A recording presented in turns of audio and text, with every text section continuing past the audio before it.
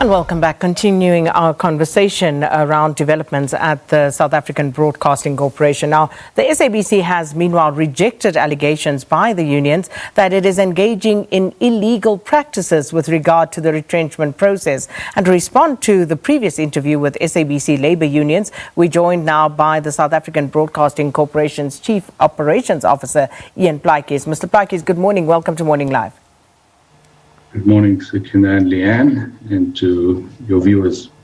So the unions say that the SABC hasn't been transparent and that the process has been imposed in a top-down approach, targeting everybody except senior managers. And they also contend the SABC has been negotiating in bad faith. So to what extent are SABC executives and senior management affected by this process?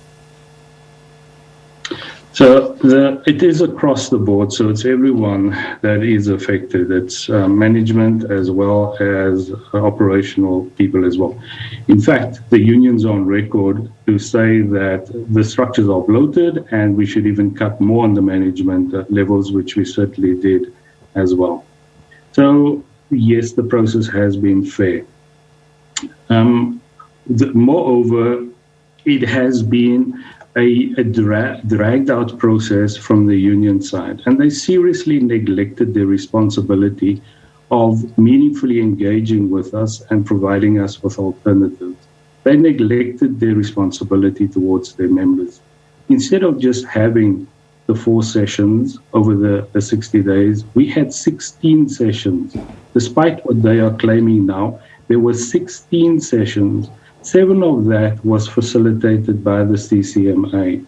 So the organization has really gone out of its way to try and accommodate the employees and obviously the unions as well, so that they can come with meaningful alternatives, which to date they still have not. Well, they say they have proposed, for example, that top management take a salary cut and are asking why this hasn't been considered. So what's your response to that as an alternative? Yeah.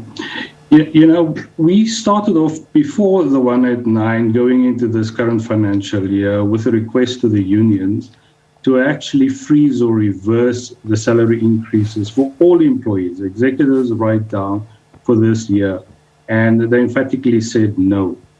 We started off the 189 process with identified 600 positions, and through identifying alternatives, which mostly came from management, we are able to reduce that to 400. Now, one of those alternatives is to have a salary freeze for all, so it's executives right down for the next 3 years or until the organization breaks even and we can afford to have salary increases.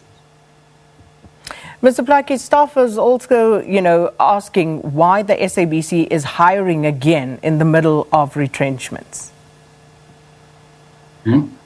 So you would recall that in 2018, when we started a 189 process then, the identified positions was 900. Since then to now, we had a moratorium on vacancies. So we were not filling vacancies, and hence, with our new target operating model and new structure, there was only 600 positions identified.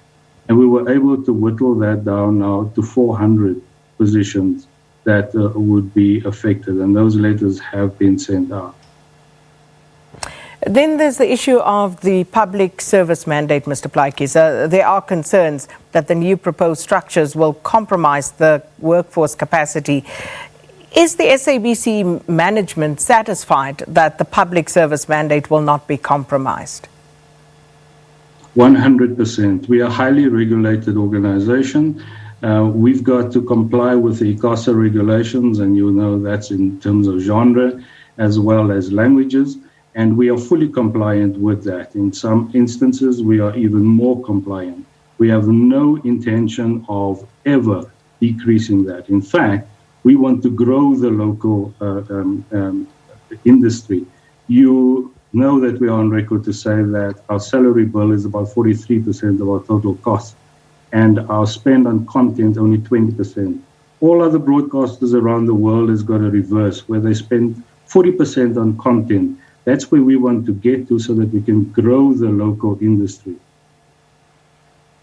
Now, Mr. Plaatjies, obviously, it's a bit hectic in the corridors at the moment because of all the uncertainty that prevails. And looking at these planned retrenchments, will there be options of early retirement or will it be forced early retirement, as some are saying? So there isn't a concept as forced early retirement. That's unlawful. So early retirement is available to all employers that qualify for early retirement. And every single application we have received thus far, we have not turned it down. We've got 170 vacancies, and of the 400 affected employees, those positions are ring-fenced for internal recruitment. So they'll have first preference in applying for those positions before we would ever look externally if we cannot find suitable people internally. Well, we're going to have to leave it there for this morning. Thanks so much, SABC's Chief Operations Officer, Ian Can I Plaatjies, make speaking one to more us. comment, please? I think it's important. It certainly is. Very important discussion. But thanks so much, and I'm sure there will be further discussions. But please just make that comment, Mr. Plaatjies. Okay, thanks. There's been numerous comments around we trying to commercialize the business. It's important for the public to know that the SABC's funding model is a commercial funding model. We generate revenues through advertising revenue as well as license fees. And we do not get a government grant. So it's always been a commercialized entity. So that makes no sense to say we're trying to commercialize the business. What the public can do responsibly is pay their television license. If everybody paid their television license, we certainly wouldn't have been in the financial situation that we find ourselves in right now. Thanks very much.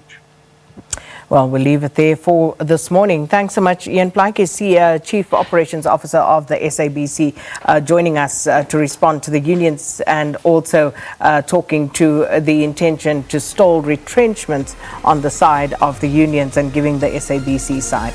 Well, that's where we are going to have to leave it with our SABC2 viewers for this morning, Leanne. And of course, we'll pick it up again with them at 6 a.m. tomorrow morning. We will indeed. Thank you very, very much for watching. For those of you that will be joining us in the next hour, Life Esidimeni under the spotlight. We'll be talking about that. We'll also bring you up to speed with the latest on the news front. Do stay tuned, but we'll see you tomorrow, SABC2 viewers. Bye-bye.